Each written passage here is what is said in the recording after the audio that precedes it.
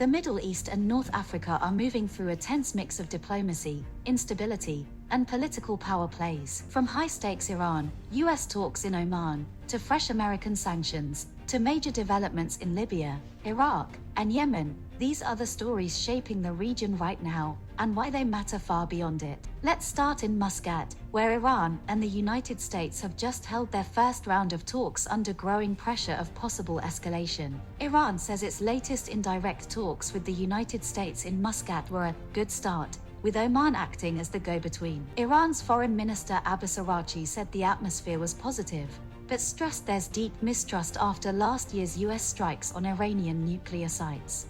Well, first of all, let me to thank the Sultanate of Oman for hosting this meeting today between Iran and the US, which was in fact indirect talks. I'm very grateful to His Majesty Sultan and my very good colleague Badr al-Busaidi, the distinguished Foreign Minister of Oman, for all the facilities they provided for this negotiations, which was actually indirect negotiations with the help of His Excellency al-Busaidi. We managed to talk with each other. I think our negotiation with the US delegation was in fact done in a good atmosphere.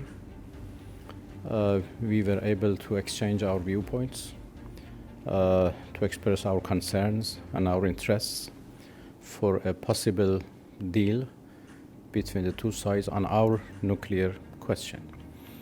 I think it was a good start, a good beginning, and now we have to go back to our capitals and discuss, the question with our superiors and explain what happened during these negotiations, and we will decide for the next round, inshallah. Oman's Foreign Minister, Badr al-Busaidi, said the talks helped clarify positions and identify areas where progress might be possible, and that both sides aim to reconvene after consultations in Tehran and Washington. On the American side, the delegation included US Envoy Steve Witkoff and Jared Kushner, while the US military presence in the region remains heavy, with Washington openly keeping military options on the table. The big sticking points are still the same. The US wants Iran to stop enriching uranium, and also wants limits on missiles and Iran's regional partners. Iran is drawing a firm line, saying negotiations should stay focused on nuclear issues and sanctions relief. But even as the talks were being described as constructive, the pressure campaign continued.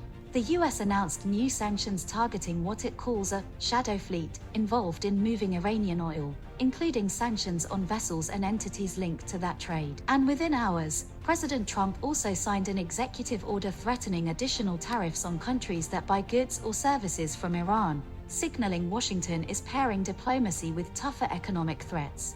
Now, staying in the wider region, Libya has seen a major moment that's bringing old divisions back into view. In Libya, thousands of people gathered in Bani Walid for the funeral of Saif al-Islam Gaddafi, the most prominent son of the late Muammar Gaddafi, who was shot dead earlier this week. Investigators say he died from gunshot wounds, and efforts are ongoing to identify suspects. Saif al-Islam once tried to project himself as a reformer and was long seen by some loyalists as the heir apparent. But his reputation collapsed during the 2011 uprising, and he later faced an International Criminal Court warrant over alleged crimes against humanity. Libya, meanwhile, remains split between the UN-backed administration in Tripoli and an Eastern power center aligned with Khalifa Haftar. From Libya to Iraq now, where government formation is turning into a test of who has the bigger leverage, Baghdad or Washington.